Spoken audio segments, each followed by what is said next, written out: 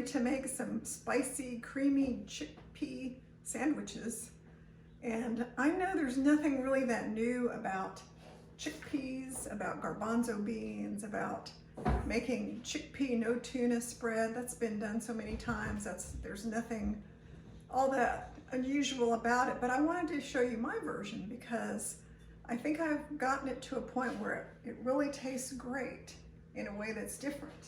So what I have here is I have my chickpeas that I've cooked in the Instant Pot.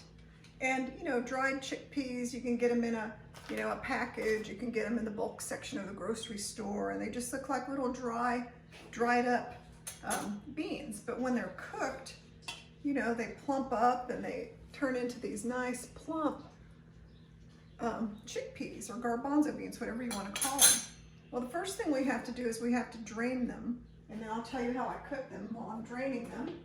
And I'm going to drain them and save some of the liquid in case I want to use it for something else. But I don't need all of it, so I'm just going to put them here. And how I cook these chickpeas is that overnight I soak the dried garbanzo beans, and I'll call them garbanzo beans and chickpeas interchangeably because it's the same thing.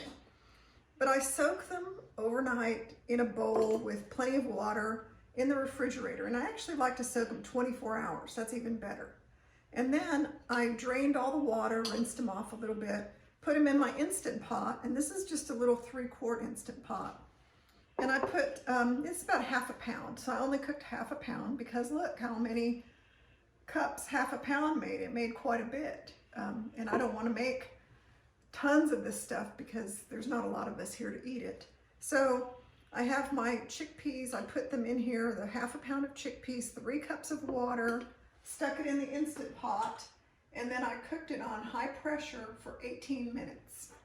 Then I let it naturally release, meaning I didn't do anything to release it. It takes, you know, 30 minutes or so for it to release pressure on its own, and then they're done.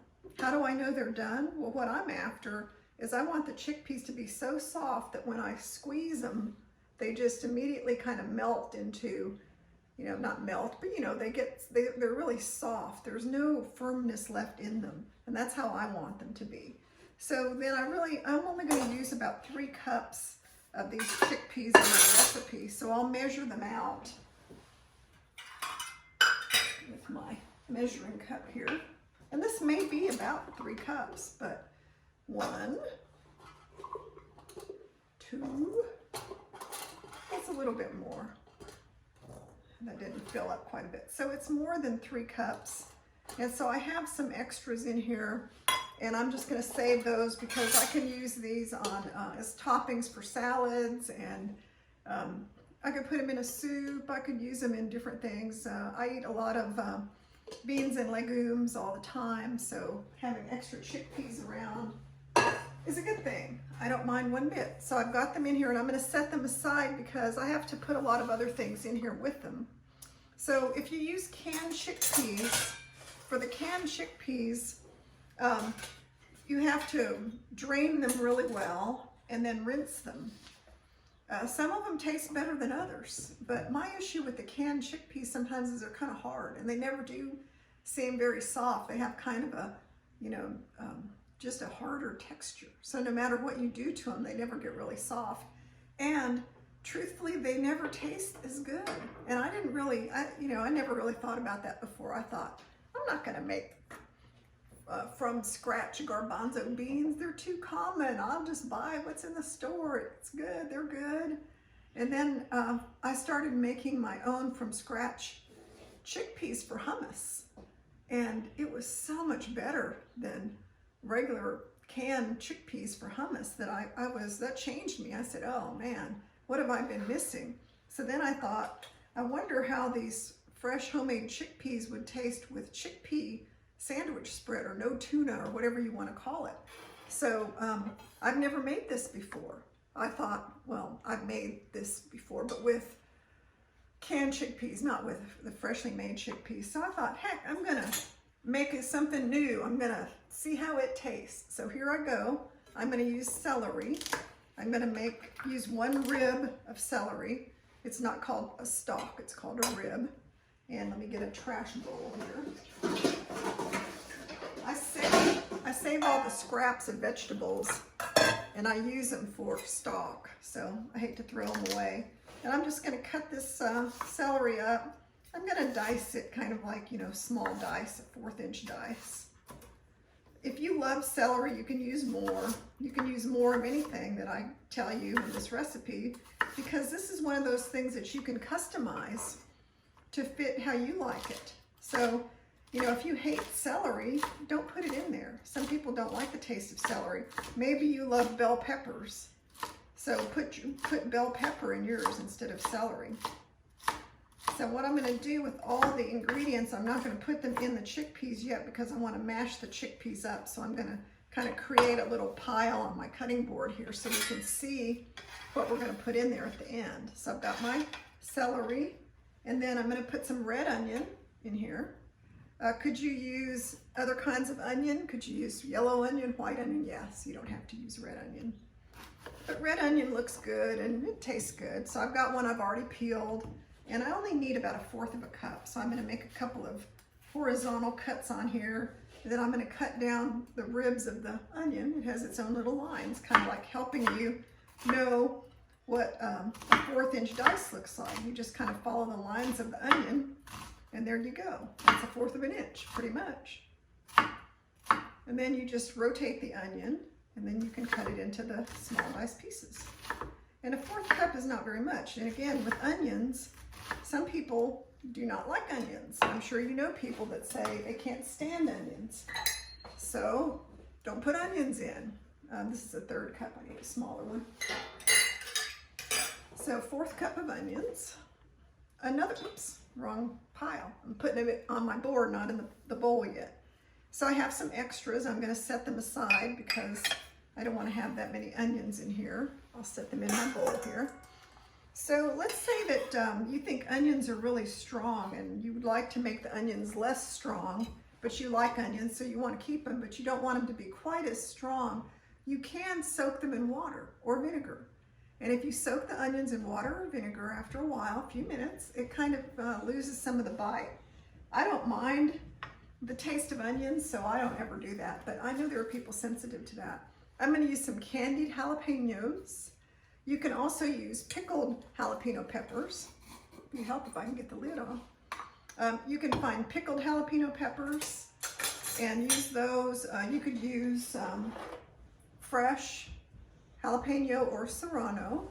Like I said, this is spicy chickpea sandwich, so that's why I'm using candied jalapeno peppers.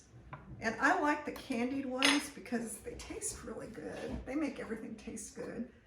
This brand is probably a local Texas thing. It's the Old Montgomery Mercantile brand, and I don't know where they're out of, but it doesn't really say. Oh, Rusk, R-U-S-K, Texas. So, you know, keep that in mind. If you want to get those candied jalapenos. I know they have other brands too. I've seen them in all the grocery stores. So I'm kind of rough chop the candied jalapeno peppers. And if you're not into having things candied, just use the regular ones. Maybe one jalapeno or serrano. Just cut around the outside. Don't have all the different, you know, stem and seed part that's really spicy. Don't put that in there. Let me wipe off my cutting board. All right, and then the next thing is pickles. You know, this is kind of like any kind of salad. You know, chickpea salads is supposed to be like tuna salad or whatever, egg salad, or anytime you ever made some kind of salad where you put, you know, chopped up vegetables and mayonnaise and mixed it all together with whatever, tuna or salmon or eggs. It's like that. So I'm going to get some sweet and spicy pickles. Couple tablespoons of that. And these pickles are pickles that I made myself. I grew the cucumbers and pickled them with both sweet and spicy jalapeno peppers that I also grew. And they turned out so great. So I have a pantry full of my own pickled cucumbers. So I'm going to put just a couple of tablespoons of these in. Now the other option is you can put in dill pickles or sweet pickles or whatever kind of pickles you like. I kind of like the kind of bread and butter or sweet and spicy type pickles. I think those are good. So I'm going to set these over here on my little cutting board that I have plenty of room. All right, so I've got my celery, onion, jalapenos, pickles.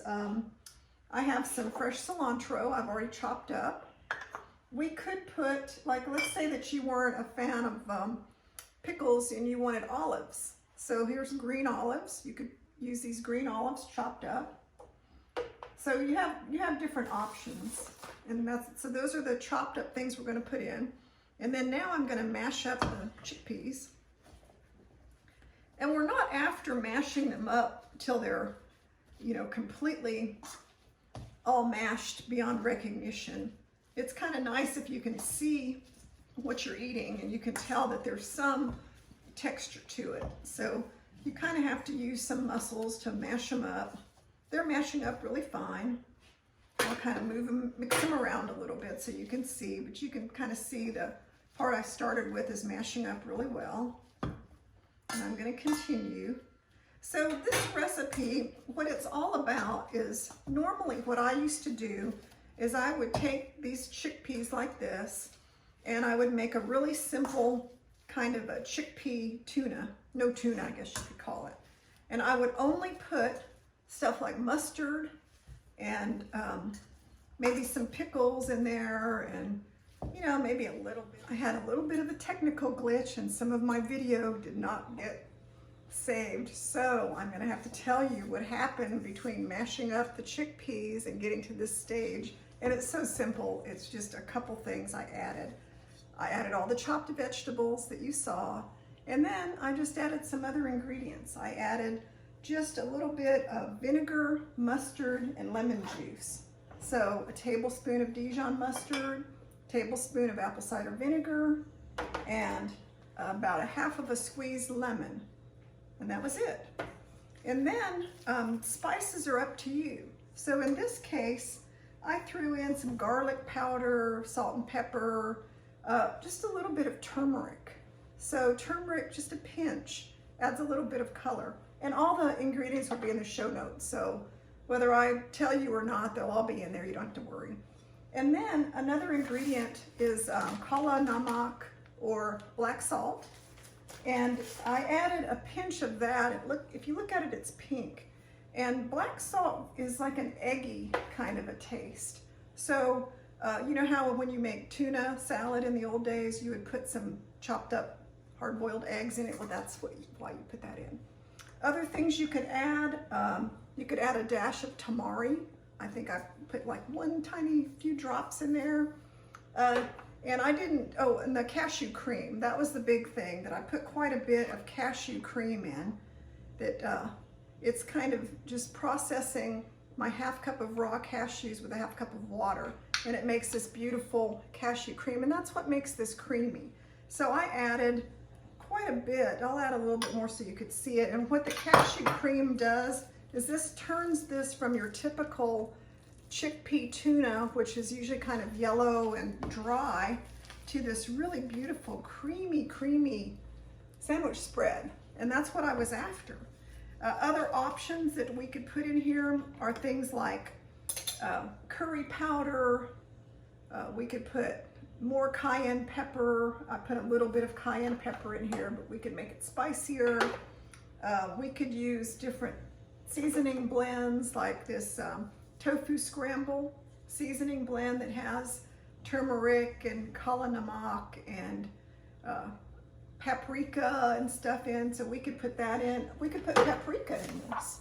I didn't put paprika in it, but you know, I could see where 1/4 of a teaspoon of paprika would give it a little color. So anyway, you get the point. This is a highly customizable recipe that you can do whatever you want with. But the end result is, look, we have this beautiful chickpea spread, chickpea sandwich filling.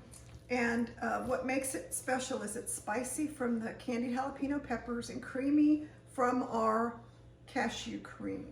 And so now we're going to construct a beautiful sandwich with it once I get my bread toasted. Time to make our sandwich. I've got my toast here. And this toast is from some Dave's Organic Good Seed bread, my favorite bread. I love it. I don't know why, but that's my favorite bread. I'm gonna put a big scoop of my spicy, creamy chickpea spread on here.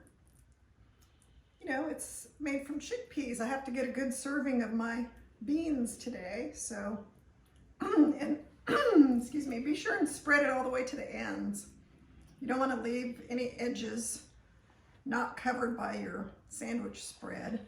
It's just better to do it that way. So I've got the chickpea spread on one side, and I'm going to put some lettuce on the other side. I've just got some organic lettuce here. Different, one of those kind of a baby spring mix, because that's all I had, but if you had something else, that's fine.